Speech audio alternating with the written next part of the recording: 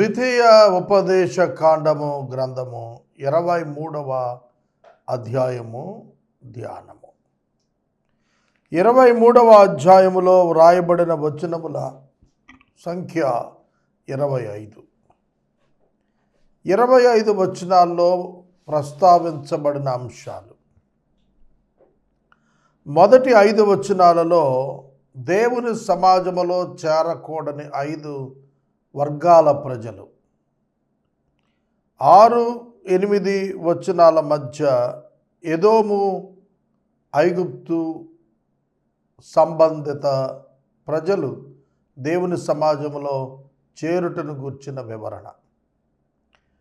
9వ వచనములో అన్య ఆచారములను గూర్చిన చట్టం. 10-11 వచనాల్లో కళేబరాన్ని ముట్టి అపవిత్రులైన మనుషులను గూర్చిన వివరణ. 12-14 వచనాల్లో శానిటేషన్ లాస్, పరిశుభ్రతను గూర్చిన వివరణ. 15-16 వచనాల్లో పారిపోయి వచ్చిన దాసుని తిరిగి యజమానునికి అప్పగించకూడదనే దాని సంబంధిత వివరణ. 17-18 వచనాల్లో వ్యభిచారము మరియు స్వలింగ సంపర్కులకు శిక్షలు, వాటి వివరణ. 19-20 వచనాల్లో సహోదరులకు వడ్డీకి ఇచ్చు విషయంలో ఏ విధంగా ఉండాలి అనే దాని వివరణ. 21-23 వచనాల మధ్య మ్రొక్కుబళ్ళను గూర్చిన వివరణ. 24-25 అధ్యాయాల మధ్య పొరుగువాని ద్రాక్ష తోటలో ఎట్లు ప్రవర్తించాలి అనే వివరణ. ఈ విధంగా 25 వచనాలు మనకు వివరించబడ్డాయి. మొదటి వచనం నుండి 5వ వచనం వరకు చదువుకొని దీనిలో ఉన్నటువంటి ఇశ్రాయేలు సమాజములో, యెహోవా సమాజములో చేరకూడనటువంటి వారిని 5 గుంపుల వారిని గురించి మనం తెలుసుకుందాం. 23వ అధ్యాయం మొదటి వచనం. గాయము నొందిన వృషణములు గలవాడు. 2 మర్మాంగము కోయబడినవాడు. 3 కుండు. 4 అమోనీయుడు. 5 మోయాబీయుడు. వీళ్ళు యెహోవా సమాజంలో చేరకూడదు. దీనిని మళ్ళీ ఒకసారి చూద్దాం. గాయపడిన వృషణములు కలిగిన వాడు అంటే ఫెర్టిలిటీకి పనికిరానివాడు, నపుంసకుడుగా చేయబడినవాడు అని అర్థం. మర్మాంగము కోయబడినవాడు, శరీర సంపర్కానికి ఏ విధంగానూ పనికిరానివాడు. 3వ వాడు కుండు. కుండు అంటే మెమ్జర్ అన్నారు. మెమ్జర్ అనంటే జూయిష్ మదర్, హీదెన్ ఫాదర్. యోధా మతానికి చెందిన తల్లి, అన్యమతానికి చెందిన తండ్రికి పుట్టినవాడు. కొన్ని బైబిల్స్లో అయితే బ్యాస్టర్డ్ అనే పదం దీనికి వాడారు. Illegitimate children. ఇశ్రాయేలీలు గోత్రాల్లో వారిలో వారే వివాహం చేసుకుంటారు, బయట వాళ్ళని చేసుకోరు. ఒకవేళ అన్యజనాంగాన్ని చేసుకుంటే వారికి పుట్టిన వారు అక్రమ సంతానం, వారు యెహోవా సమాజంలో చేరకూడదు. తర్వాత అమోనీయుడు, మోయాబీయులు. అమోనీయులు, మోయాబీయులు మనకు అక్రమ సంతానంగా కనబడతారు లోతు కుమార్తెల ద్వారా. వాళ్ళే మూల పురుషులు ఆ 2 తెగలకి. ఈ మోయాబీయులు చేసిన దారుణం ఏంటంటే మెర్సిలెస్ పీపుల్. వీళ్ళు కనికరం లేనివాళ్ళు. బిలామును తెచ్చుకొని ఇశ్రాయేలీలను శపించాలని ప్రయత్నం చేసిన వాళ్ళు వీళ్ళు, సంఖ్యాకాండం 24వ అధ్యాయం. కానీ దేవుడు దాన్ని ఆశీర్వాదంగా మార్చాడు. కనుక వారి కనికరము లేని హృదయం, శపించేటువంటి మనస్సు వారికి ఉంది. కాబట్టి వారు చేరకూడదు అన్నాడు ప్రభు. ఏలయనగా మీరు ఐగుప్తు నుండి వచ్చుచూ ఉన్నప్పుడు వారు అన్నపానాలు తీసుకొని మిమ్మల్ని ఎదుర్కొనక రాకుండా నేను చెప్పించడానికి బహుమానం ఇచ్చి నదుల యరాములోని పెతోరు నుండి నీకు విరోధముగా బెయోరు కుమారుడైన బిలామును పిలిపించారు. అయితే యెహోవా బిలాము మాటను వినక నీ దేవుడైన యెహోవా నిన్ను ప్రేమించాడు కాబట్టి ఆ శాపాన్ని నీ నిమిత్తం నీ దేవుడైన యెహోవా ఆశీర్వాదంగా చేసేసాడు. కాబట్టి ఈ 5 తరగతులటువంటి వారిని రానివద్దన్నాడు. కుండు అంటే వేశ్యాపుత్రుడు, వివాహం కాని వారికి పుట్టినవాడు, అపవిత్ర సంబంధం ద్వారా జన్మించినటువంటి వాడు అనే అర్థాలు కూడా వస్తుంది. యోధా తల్లి, యోధా తన తండ్రికి పుట్టినటువంటి బిడ్డలను కూడా వస్తుంది. ఇక 6వ వచనం, నీ దినములన్నింట ఎన్నడూ వారి క్షేమం మేలు విచారించద్దు. నీ దినాల్లో ఎప్పుడు కూడా వాళ్ళ క్షేమం కోరద్దు, వాళ్ళ యొక్క మేలు కోరద్దు. దాని గురించి ఆలోచన వద్దు నీకు. వాళ్ళు పనిషబుల్ పీపుల్, వాళ్ళు దేవుని దృష్టిలో కండెమ్డ్ పీపుల్, కనుక వాళ్ళ గురించి నీకు ఆలోచన అవసరం లేదన్నాడు. అయితే 7 వచనంలో 2 జాతుల గురించి రాశారు. ఒకటి ఎదోమీయులు, 2 ఐగుప్తీయులు. ఎదోమీయులు అంటే ఎవరు? యాకోబు సహోదరుడైన ఏశావుకి మరొక పేరే ఏదోము, అంటే ఏశావు సంతతి, సొంత అన్న వరుస. మరి ఐగుప్తీయులు ఎవరు? ఐగుప్తీయులు ఇశ్రాయేలుని చెరలో ఉంచుకున్నారు కదా, అక్కడ చెరలో ఉన్న కారణం చేత వారు, వీళ్ళల్లో 3వ తరం వారు చేరచ్చు.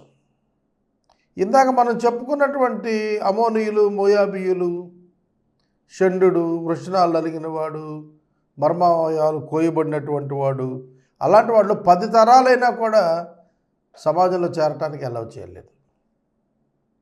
9వ వచనం, నీ సేన శత్రువులతో యుద్ధానికి బయలుదేరేటప్పుడు ఏ దుష్కార్యము జరగకుండా జాగ్రత్త పడాలి.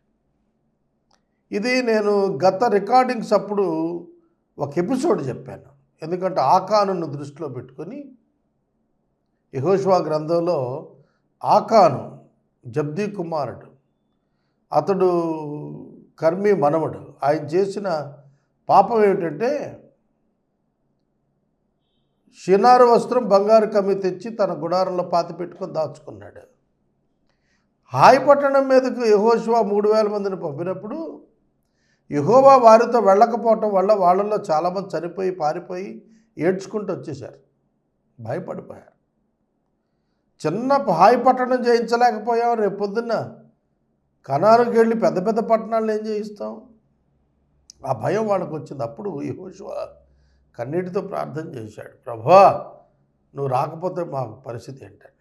అప్పుడు ప్రభు అన్నారు, నువ్వు ఇక్కడ నేల మోపుకున్నావే మొహం, లేచి పాళానికి వెళ్ళు, అక్కడ పాపం ఉందన్నారు.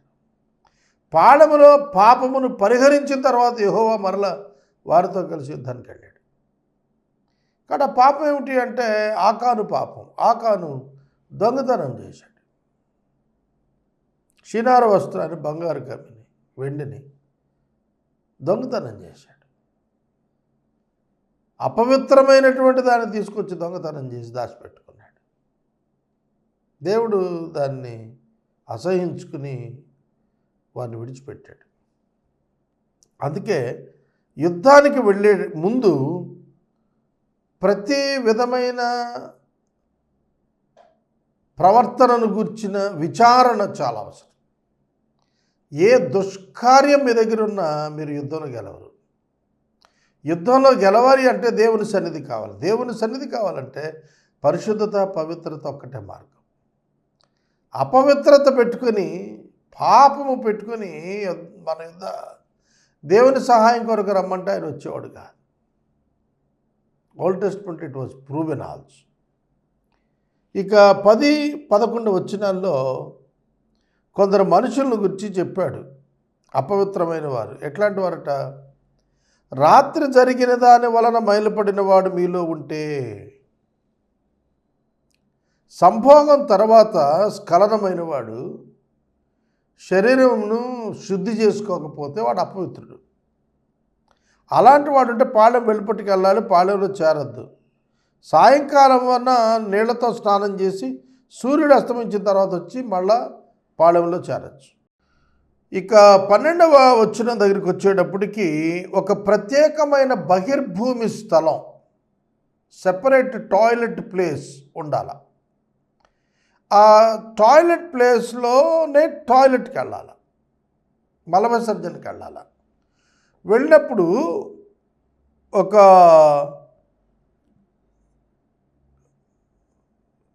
మలమును కప్పివేసేటట్లుగా నేలను త్రవ్వి ఆ మన్నును దానిపైన పోయాలి. గసిక ఒకటి తీసుకుని వెళ్ళాలి అన్నాడు, ఒక ఆయుధం. గసిక అనేది ఒక రాడ్ లైక్, దాంతో మట్టి తవ్వి ఆ మలం మీద వేయమన్నాడు. ఎందుకంటే అంటువ్యాధులు ప్రబలకుండా ఆ జాగ్రత్త తీసుకోమన్నాడు. దేవుడైన యెహోవా పాళెములో సంచరిస్తూ ఉంటాడట. ఎందుకు సంచరిస్తాడు? నీ శత్రువులను నీకు అప్పగించటం కొరకు, వారి నుండి నిన్ను విడిపించటం కొరకు. 2 రీజన్స్. నిన్ను విడిపించటం ఒకటైతే, నీ శత్రువులు నీకు అప్పగించటం మరొకటి. ఈ రెండూ చేయటానికి నీ దేవుడైనటువంటి యెహోవా పాళెములో సంచరిస్తుంటాడు కనుక అపవిత్రమైనది కనబడితే ఆయన వెళ్ళిపోతాడు కనుక అపవిత్రమైనది పడకుండా చూసుకోమన్నాడు. భౌతిక పరిశుద్ధతను కూడా దేవుడు లెక్కలోనికి తీసుకుంటున్నాడు. ఇది మనం మర్చిపోకూడదు. ఇక 15-16 వచనాల్లో పారిపోయి వచ్చినటువంటి దాసులు అనే సబ్జెక్ట్ ఎప్పుడు వచ్చినా ఐగుప్తు దేశంలో వారి యొక్క జీవితాన్ని జ్ఞాపకం చేసుకోమని ఎప్పుడు దేవుడు హెచ్చరికలు ఇశ్రాయేలీయులకు ఇచ్చాడు. యజమానుని యొద్ద నుండి తప్పించుకొని నీ యొద్దకు వచ్చినటువంటి దాసుడిని తిరిగి యజమానికి అప్పగించకూడదు. ఏ దాసుడు కూడా యజమాను నుండి పారిపోయి వచ్చిన వాడు మళ్ళీ అప్పగించబడాలని కోరడం. ఎందుకంటే వెనక్కి వెళ్తే మళ్ళీ కొడతారు, అతన్ని హింసిస్తారు, మళ్ళీ దాస్యంలోకి తీసుకుంటారు. దాస్యానికి భయపడి పారిపోయి వచ్చిన వాడిని మీరు కనికరించి ప్లేస్ కల్పించాలి. వాడు బ్రతకటానికి ఒక అవకాశం ఇవ్వాలి వాడికి. ఎందుకంటే మీరు ఐగుప్తులో ఉన్నప్పుడు అలాగే కోరుకున్నారు కదా, అలా మీరు కూడా మీకు కోరుకున్నట్టుగానే ఇతరులకు చేయాలి. వాడిని మీరు బాధించొద్దు, వాడు మీ మధ్య నివసించేటట్టుగా మీరు ఒప్పుకోవాలి. అతడు తన ఇష్ట ప్రకారం మీ గ్రామాల్లో ఒకదాన్ని నివసించడానికి మీరు అంగీకరించాలి అని చెప్పాడు. 17-18 వచనాలు ఇవి ముఖ్యమైనవి. మీ కుమార్తెలలో ఎవతయు వేశ్యగా ఉండకూడదు. వేశ్య అనే పదం ఇక్కడ టెంపుల్ ప్రాస్టిట్యూట్స్, దేవదాసి అని కింద తర్జుమా ఫుట్ నోట్లో పెట్టారు. అంటే టెంపుల్ ప్రాస్టిట్యూషన్ ఉండేది. దేవాలయాల్లో స్త్రీలను ఉంచేవారు వ్యభిచరించడం కోసం. అన్య సాంప్రదాయం అది. అలా ఎవరు ఉంచకూడదు అనేది ప్రభు ఆజ్ఞ. మీ కుమారులలో ఎవడు పురుషగామిగా ఉండకూడదు, అంటే హోమోసెక్షువల్గా ఉండకూడదు అని అర్థం. అలాగే పడుపు సొమ్మును కానీ కుక్క విలువను కానీ మొక్కుబడిగా యెహోవా ఇంటికి తేకూడదు, అవి యెహోవాకు హేయము. పడుపు సొమ్ము అంటే మనీ ఎర్న్ త్రూ ప్రాస్టిట్యూషన్, వేశ్యావృత్తి ద్వారా వచ్చిన డబ్బు దేవుని మందిరానికి ఇవ్వకూడదు. అలాగే కుక్క విలువ అన్నాడు. కుక్క అన్న చోట మనకు మేల్ ప్రాస్టిట్యూషన్ అని అర్థం. మేల్ ప్రాస్టిట్యూషన్ మగవాళ్ళు వ్యభిచరించి సంపాదించిన డబ్బు అన్నమాట, దాన్ని కూడా ఇవ్వకూడదు. ఇక్కడ కుక్క అనే పదం మగ వ్యభిచారి, మేల్ ప్రాస్టిట్యూట్ని సూచిస్తుంది. బిచ్ అనే పదం ఆడ వ్యభిచారికి, అంటే ఆడకుక్క అన్నారు, మగ కుక్క. ఇక్కడ మేల్ డాగ్ అని అర్థం, అంటే పురుషుడు వ్యభిచారం ద్వారా సంపాదించిన డబ్బు దేవుని మందిరాన్ని తేకూడదు. అది దేవునికి అసహ్యం, హేయం. ఇక 19-20 వచనాల్లో సహోదరునికి వడ్డీకి ఇవ్వకూడదు. ఇజ్రాయేలీయునికి వడ్డీకి ఇవ్వకూడదు, అన్యజనులకు వడ్డీకి ఇవ్వచ్చు. ఆ వివరం చెప్పాడు. నీవు వెండినే కానీ ఆహార ద్రవ్యాన్ని కానీ వడ్డీకి వేయబడు దేనిని నీ సహోదరులకు వడ్డీకి ఇవ్వకూడదు.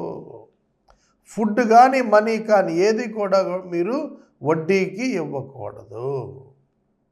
ఎవరికి? ఇశ్రాయేలీయులకు, సహోదరులకు, అంటే వితిన్ ద 12 ట్రైబ్స్. ఎవరికి వడ్డీకి ఇవ్వకూడదు. అదర్స్కి ఇవ్వచ్చు. ఇతరులకు, అన్యజనాంగానికి ఇచ్చేటప్పుడు వడ్డీకి ఇచ్చుకోవచ్చు. అన్యునికి వడ్డీ బదులు ఇవ్వవచ్చు. నువ్వు స్వాధీనపరచుకున్న చేరబో దేశంలో నీ దేవుడిని యెహోవా నువ్వు చేయ ప్రయత్నములన్నిటి విషయంలో నేను ఆశీర్వదించినట్లు నీ సహోదరులకు వడ్డీకి బదులు ఇవ్వకూడదు. దేవుడు నిన్ను ఆశీర్వదించాలంటే, నువ్వు చేసే ప్రయత్నాలన్నింటిలో ఫలం దయచేయాలంటే, ఆశీర్వాదం దయచేయాలంటే నీ సహోదరుడికి వడ్డీకి ఇవ్వద్దు. చూడండి, సహోదరులకు వడ్డీకి ఇవ్వక ఉండుట వలన అది పెట్టుబడిగా మారుతుంది. ఆ పెట్టుబడి అవతల వ్యక్తి అభివృద్ధి చెందడానికి ఉపయోగపడుతుంది. అందుకనే యూదులు ఆర్థికంగా బలంగా ఉండటానికి కారణం ఇదొకటి. ఇది భారతదేశంలో కూడా కొందరు అవలంబిస్తున్నారని నేను విన్నాను, కొన్ని జాతుల వారు.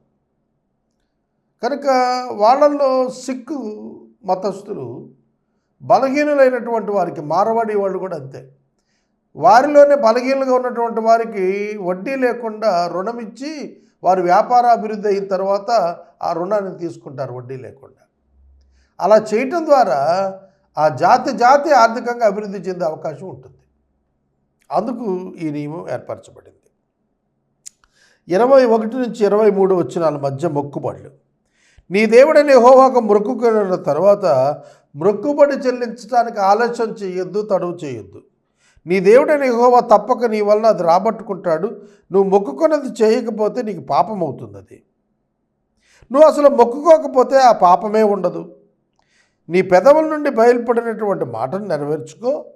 నీ దేవుడైన యెహోవాకు మొక్కున ప్రకారం నీవు నీ నోట పలికినట్లు స్వేచ్ఛార్పణం అర్పించాలి. నువ్వేదైతే దేవునికి మొక్కుకున్నావో దాన్ని అర్పించి తీరాల్సిందే. మొక్కుబడి చేసుకోకపోతే మంచిది, చేసుకుంటే ఖచ్చితంగా నువ్వు దాన్ని ఇచ్చి తీరాలి. లేకపోతే దేవుడు దాన్ని నీ వద్ద నుంచి రాబట్టుకుంటాడు. అది పెయిన్ఫుల్గా ఉంటుంది, జాగ్రత్త.